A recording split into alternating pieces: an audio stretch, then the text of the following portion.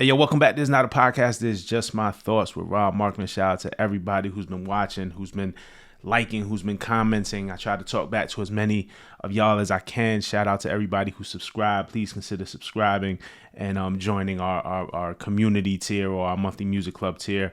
If you are on the desktop, right under the video, there's a join button. You can check that out. But this Clipse GQ article is the headline that is getting all the headlines, right? I want to shout out Frazier Tharpe, okay? Excellent veteran journalist, writer. He's a senior editor at GQ. He conducted a great interview with Pusha T and Malice. He wrote a hell of an article. I recommend you read the whole thing, the entire thing. The link is in the description. Please read the whole thing, man. Support it with your clicks. It's just a great piece of writing. It's really a great story on how Malice, No Malice, and Pusha T reunited as the Clipse. Of course, they've always been brothers. Their relationship has always been close and brotherly, but as they reunited for the Clipse. And there's some really good details in this article and really good descriptions of the upcoming album. Let God sort them out for those who are curious on what we may hear. I had said that I did hear the album, but I want to let it kind of roll out, man. I'm not really giving my 1-2 on it. I want to listen to it, and when it comes out, we'll discuss it together, as we do when new music drops. So there's really good details. There's just really good story about their relationship. No Malice's perspective. Just really, really good detail in that. Really, really great storytelling. And then there's some more of the shocking or attention-grabbing stories that came out of there too. Yesterday we talked about the Clipse not seeing eye to eye with Def Jam when the label asked that they either censor and or remove a Kendrick Lamar verse that the group has on the album. The group refused and ultimately parted with the label. You can check out my last video on my thoughts on that and how I think that ties into the whole Drake UMG lawsuit. And so, we talked about that yesterday. You can go check that video for sure. Today, I want to talk about the part where Pusha lets his feelings be known about Kanye West. Straight up, he said he doesn't think Ye is a man. Doesn't respect him as a man. Doesn't think that he's a man. So just some backstory, right? We all know this, but maybe for those who don't know, Ye first linked up with Clipse, if I'm not mistaken, on Kinda Like a Big Deal from Till the Casket Drops back in 2009. And I believe that's where the relationship started.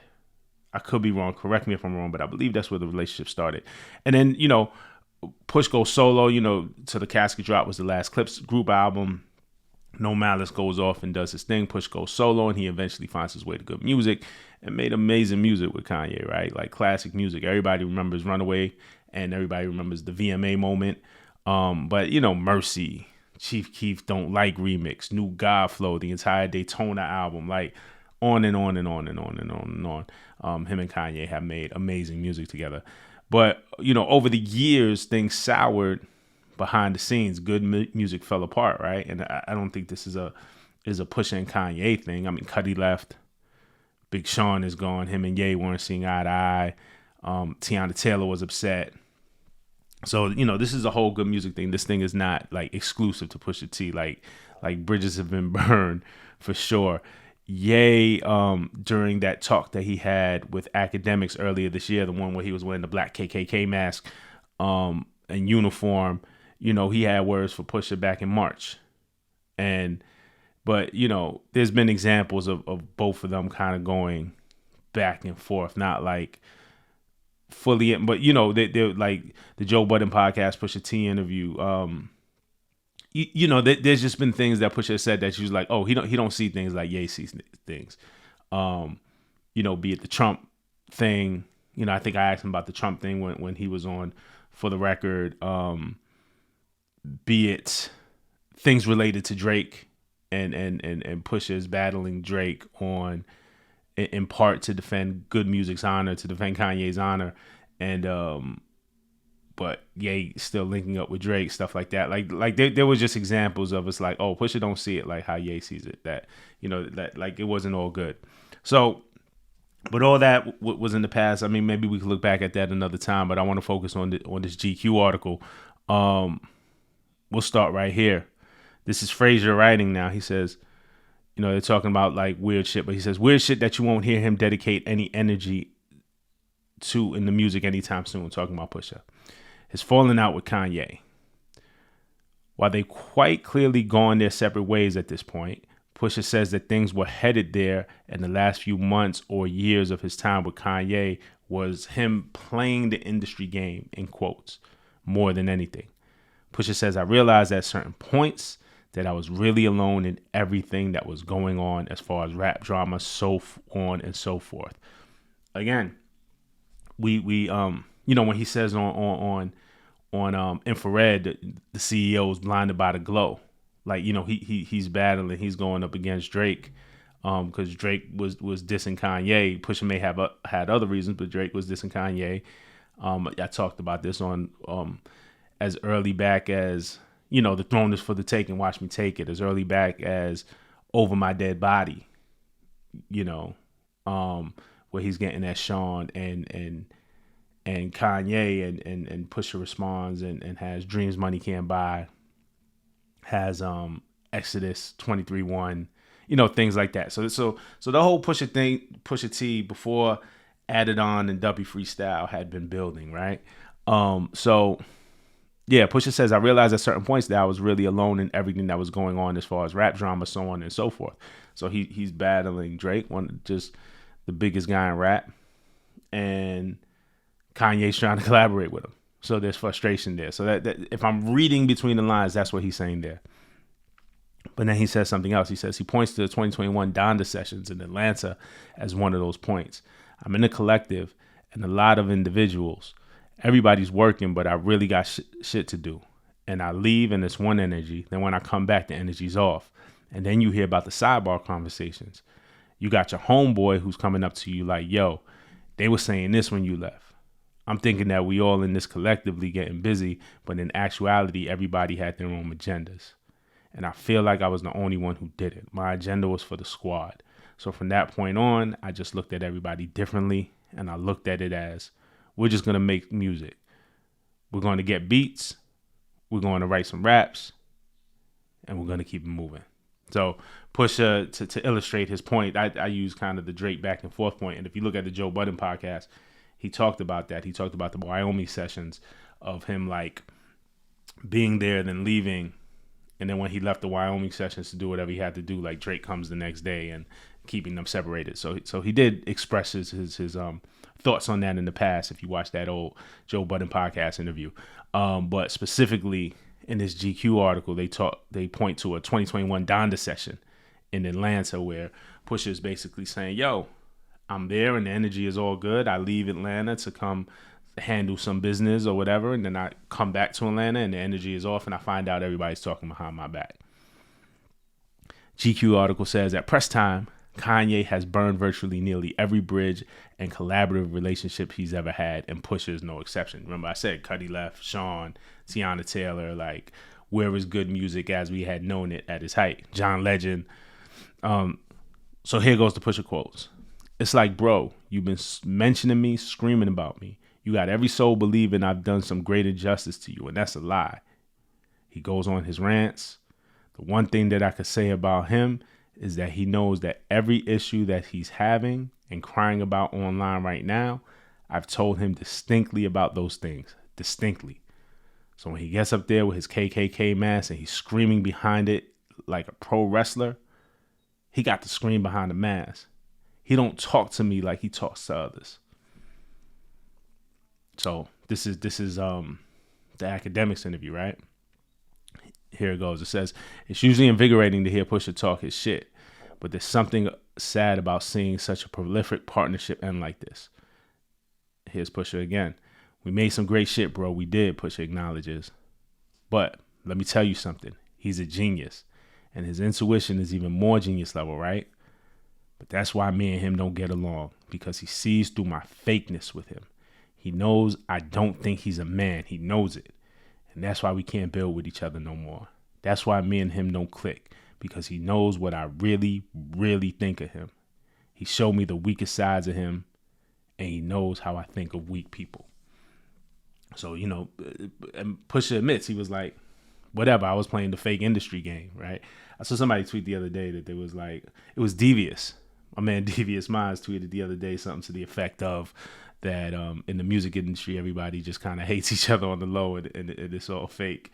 And I laughed at that. I got a good laugh because there's remnants of that is true. But Pusha has admitted to this that he if you look up, he talked about his time with Kanye was him playing the industry game. You know what I'm saying? And now here he's saying that's why me and him don't click, because he knows what I really, really think of him.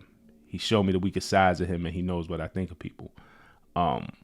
So it just the relationship is worn off. Pusha did acknowledge though that the greatest thing that Kanye did was keep his word and give Pusha 50% ownership of the Good Music Masters that Kanye had for his music. Kanye himself had a 50% stake in the masters of everything in Good Music, and he gave Pusha that stake. So whatever Kanye had, he gave it to Pusha. So Pusha now owns stake in his masters, or more stake in his masters than he did if he owned any before. I don't know, but Kanye, gave him that.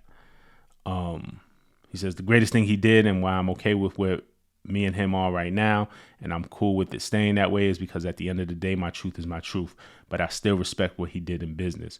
And he speaks ill about the music we've made and giving me certain records, but the one thing he did was give me the one thing he did give me was all the profits back from the Def Jam deal. That was that video that leaked where he said that he regretted giving him Daytona. If you remember, there was a photo shoot video that leaked, and he was saying he can't believe he gave Pusha Daytona. He talked about regretting giving beats to Nas for that project, and then Tiana Taylor also. And then Frazier asked him, a good question. We was on live last night, and somebody asked me this question as well. Frazier asked him how much of Ye's behavior is attributed to his mental health.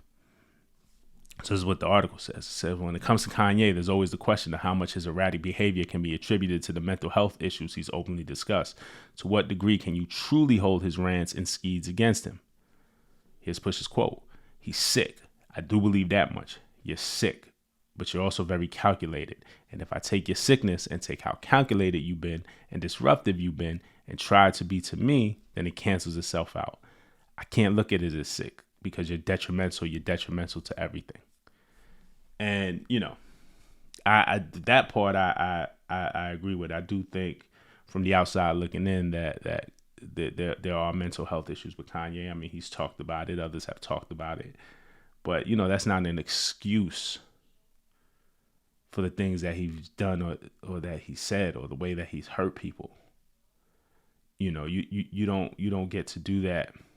You don't get to blame that on mental health, because there's plenty of people. I know people in my life who suffer from mental health issues who don't operate like that. You probably know people in your life. He has issues. He has troubles. I'm sure he's not helpless. You know what I mean? And your mental illness is not an excuse to treat others the way and speak. Look, the way he spoke on Jay-Z's kids. You know what I mean? And I use Jay-Z as an example because of that's somebody who he knows. You know what I'm saying? That's more of a personal relationship. But also just the things he said about look, the anti-Semitism, the KKK, the slavery was a choice, the things that now I'm going broad about the things that he said about whole entire groups of people to hurt whole entire groups of people. So I started with Jay-Z because it's a personal relationship, but he cast a wide net with all that. So you don't get to, in my opinion, blame that on mental health entirely, especially when you have the means to work on yourself and what I believe that you had people around you who wanted to help you work on yourself, and you just chose to go the other way. But yeah, man, that's it, man. That's what Pusha said about Kanye. It's gonna be interesting to see, because Ye had tweeted on the day that Ace Trumpets came out that I miss me and Pusha T's friendship. I don't know if this changes things. He also tweeted the other day that right, he had dreams of apologizing to Jay-Z. or something like that, or in all his dreams he apologizes to Jay-Z, something to that effect. I don't have the tweet in front of me. He erased it, but I'll find it. I'll put it on the screen. So it'll be interesting where things go from here. But I don't see a reconciliation at all when he says I misses my friendship with Pusha T. It sounds to me here like Pusha is done. I don't know. That's just my opinion on what I'm reading, but we'll see. But regardless of that, man, hell of a rollout, man. Ace Trumpets is a fire song, man. Clipse got us talking. Pusha and Malice got us talking. Ace Trumpets is a fire song. I heard the album. I think the album is dope. Comes out July 11th. I mean, from Friday to Monday, it's just been explosive. I don't know what happens in the lead up, to this album, but the album is dope. It's something that I think Clipse fans are going to enjoy. So you're just going to have to wait and see, and we'll talk about it when it drops and anything else that develops along the way. All right. So next time. Peace.